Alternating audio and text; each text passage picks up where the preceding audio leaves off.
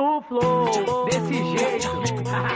Salve Brasil, show. MC Guimê. Muito boa tarde para você, meu amigo, que estava acompanhando agora o Jornal Metropolitano Rio, no comando da minha querida amiga e jornalista Denise Kafka.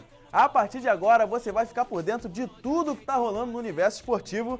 E olha que hoje não é pouca coisa não, hein? Queria agradecer demais a audiência de todos, que só está aumentando a cada programa que passa. Bom, vamos começar falando no programa de hoje do Campeonato Brasileiro da Série B. Até porque já está tudo encerrado por lá, já foram disputadas as 38 rodadas e já conhecemos o campeão, é isso mesmo, Joinville Esporte Clube é o campeão da segunda divisão do Campeonato Brasileiro. Você está acompanhando aí o apito final do árbitro e mesmo com essa derrota do Joinville para o Bragantino por 1-0, o time catarinense garantiu a primeira colocação com 70 pontos após o empate da Ponte Preta que chegou apenas aos 69. Parabéns ao Joinville Esporte Clube, que depois de 27 anos volta aí a estar na Série A do Campeonato Brasileiro. Bom, também foi definido o último classificado para a Elite, o Avaí. Mais um time catarinense na Série A, o futebol catarinense crescendo agora com 4 representantes na Série A em 2015. Na ressacada, os donos da casa precisavam vencer o Vasco e torcer por tropeços de Atlético Goianiense e Boa Esporte.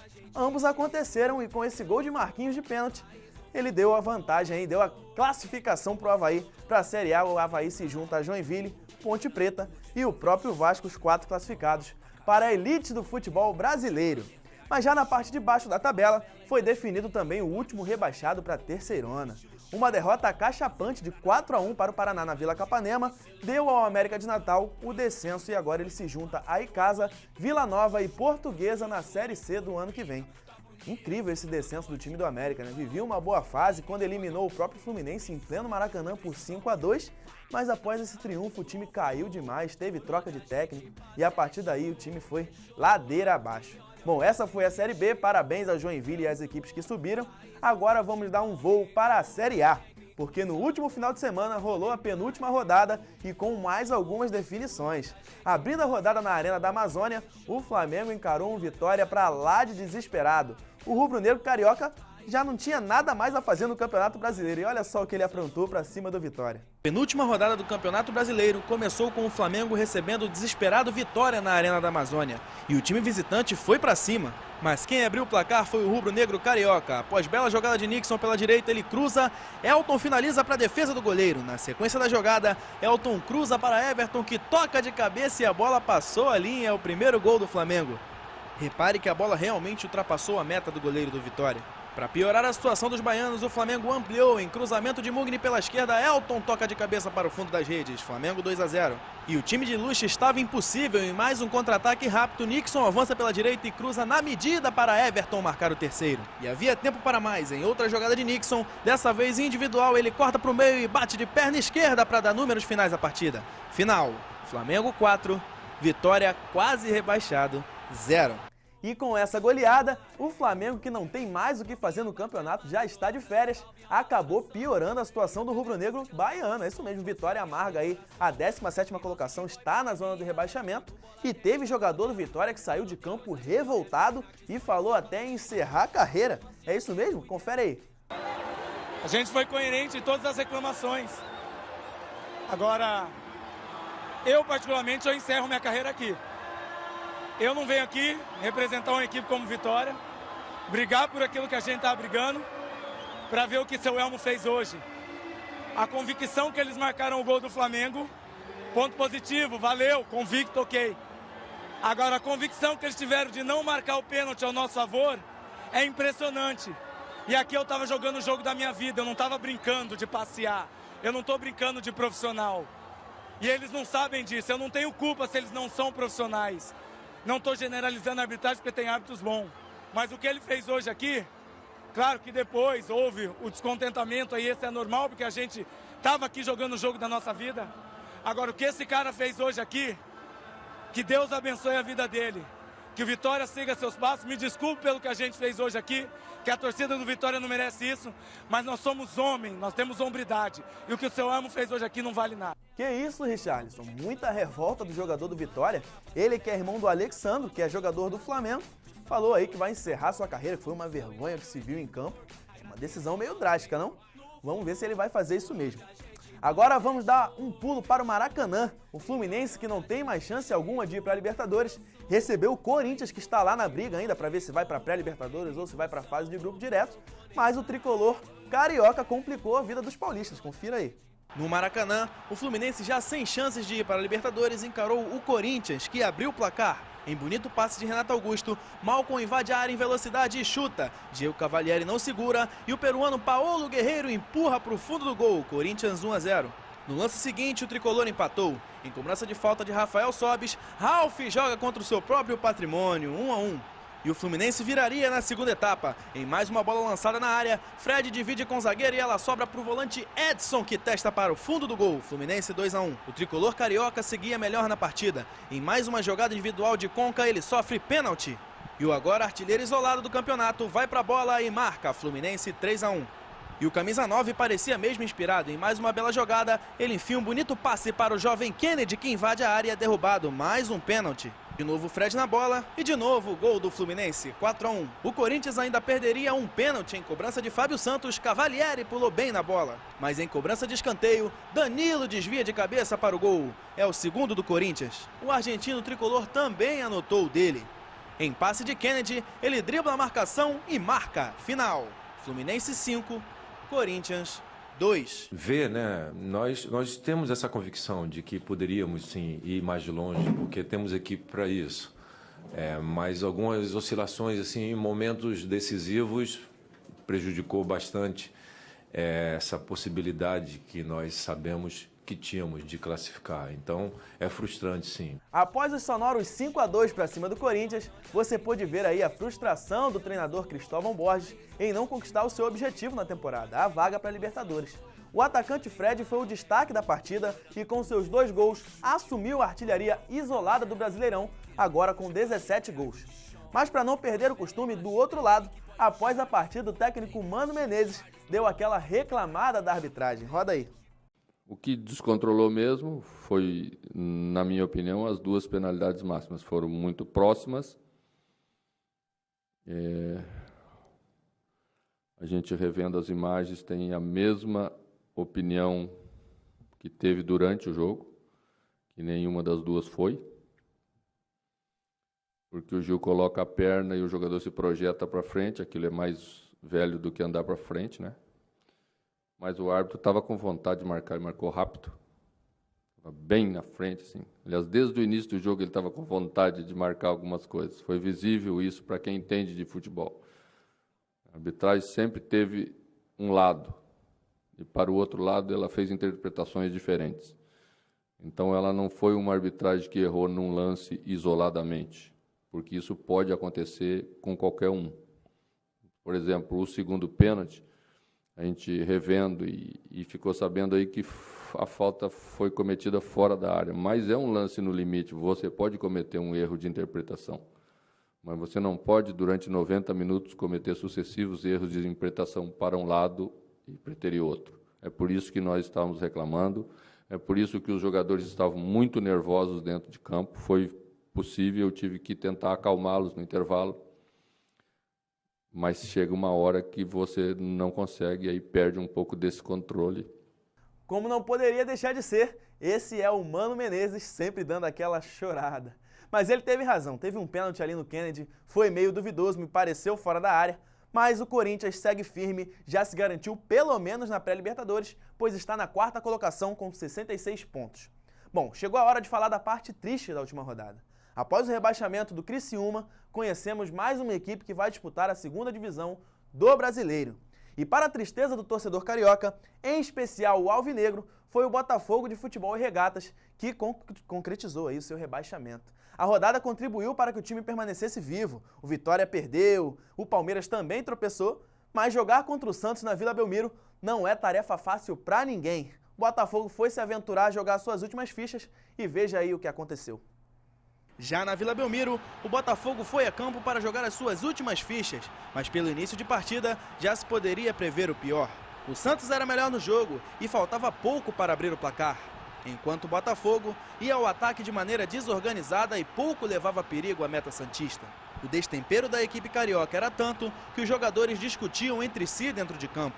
E na segunda etapa, aconteceu o que todos esperavam. Em jogada individual de Leandro Damião, ele gira para cima na marcação e bate firme de direita. Santos 1, Botafogo 0. O time da Estrela Solitária tentava o último suspiro, mas esbarrava na falta de criatividade no meio-campo e de pontaria de seus atacantes. Até que em mais uma falha da zaga pelo lado direito, o jogador santista avançou e rolou para Leandro Damião, que ainda dividiu com a zaga do Botafogo e jogou para o fundo da rede. Placar final: Santos 2, Botafogo rebaixado 0. A decepção e frustração era nítida no rosto dos jogadores do Botafogo. Os atletas pareciam não acreditar no que estava acontecendo. Um dos mais afetados com esse rebaixamento foi o goleiro Jefferson, um dos poucos ídolos desse elenco, e que falou sobre a sua tristeza após a partida.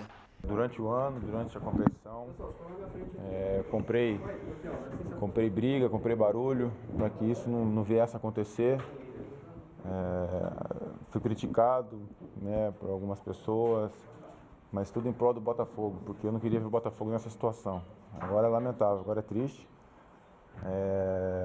Eu particularmente estou me sentindo muito triste, mas como eu falei, eu acho que eu e os jogadores podemos sair de cabeça erguida, porque o que a gente pode fazer, a gente fez. Que o choro de 2014 vire alegria em 2015 e faça com que a Estrela Solitária volte a brilhar.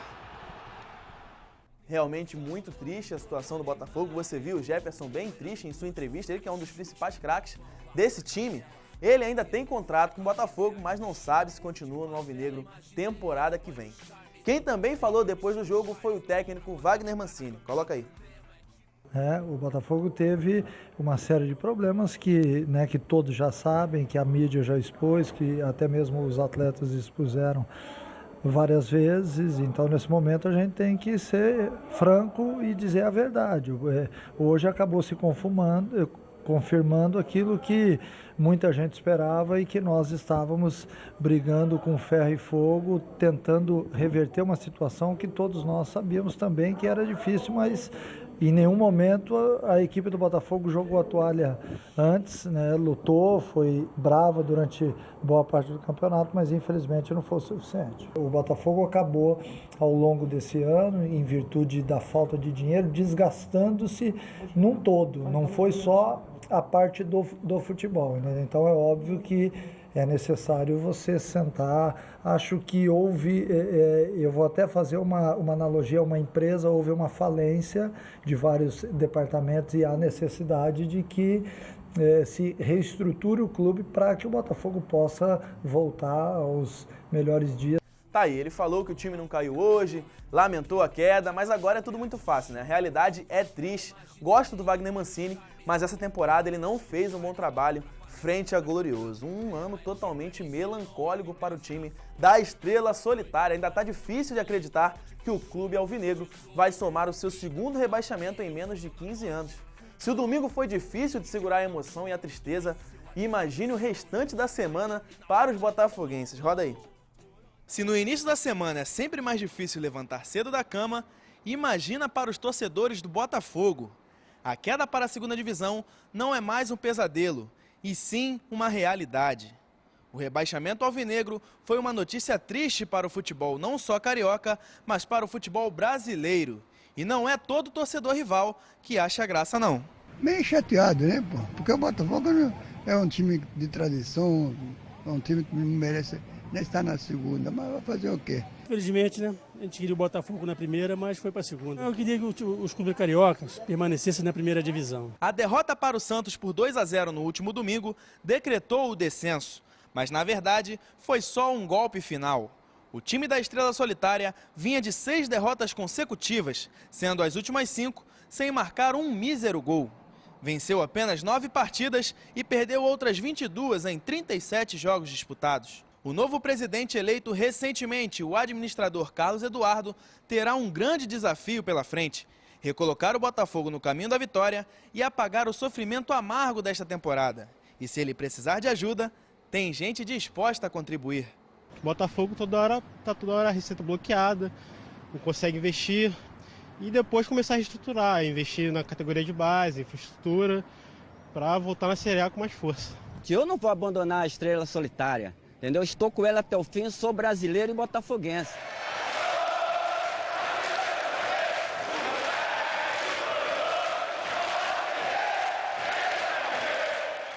A gente até consegue ver aí a mobilização de torcedores rivais lamentando a queda do Botafogo. Um time que está quebrado em dívidas, dispensou jogadores de maneira irresponsável. O senhor Maurício Assunção que me desculpe, mas parece que fez questão de afundar o alvinegro com um ano que tinha tudo para ser promissor. O ano começou com o Botafogo disputando bem a temporada, foi para a Libertadores, mas com o passar do tempo fomos percebendo que o ano poderia ser trágico. E acabou sendo pior que a encomenda. O Fogão, a situação não tá fácil não, Fogão. Mas agora é momento de repensar o que deu errado nesse ano e buscar um 2015 melhor, não é verdade? Foi um ano difícil para o torcedor do Botafogo e eu espero mesmo que este novo presidente eleito, Carlos Eduardo, faça um bom trabalho com responsabilidade para colocar o time da Estrela Solitária no lugar que ele nunca deveria ter saído. E ele já concedeu a sua primeira entrevista. O novo presidente do Botafogo falou com a gente e a gente vai ver agora. Olha, eu não vejo a situação do Botafogo como um problema do futebol carioca, não. Foi um problema interno do Botafogo. Infelizmente, problemas gerenciais, problemas de gestão do clube nos trouxeram a essa posição. O Botafogo tinha meios para não estar nessa situação, infelizmente, que ele infelizmente se encontra. A gente acreditava que se tivesse mais alternativas, especialmente na área trabalhista, já encontrasse um caminho razoavelmente pavimentado, mas infelizmente não, nós vamos ter que começar o ato trabalhista praticamente do zero. Então vamos ter uma mudança agora da presidência do tribunal, então realmente será um caminho bem longo para nós trilharmos. Então a situação do clube é muito complicada e é muito importante que o sócio e o torcedor do Botafogo tenha isso em mente. Vamos trabalhar agora prioritariamente na tentativa de resolver essas questões. Temos a expectativa aí da votação do Proforte também, que poderá ser uma válvula aí de alternativa para os clubes, né? E certamente para o Botafogo também. Tá aí, como falou o novo presidente do Botafogo, é hora de começar do zero, ter paciência para iniciar um novo trabalho, um trabalho de qualidade com coerência no ano de 2015. Olha, eu vou para um rápido intervalo, vou tomar uma água e já já eu volto com mais NGT Esporte. Não sai daí, hein? E olha onde a gente chegou. Eu sou país do futebol.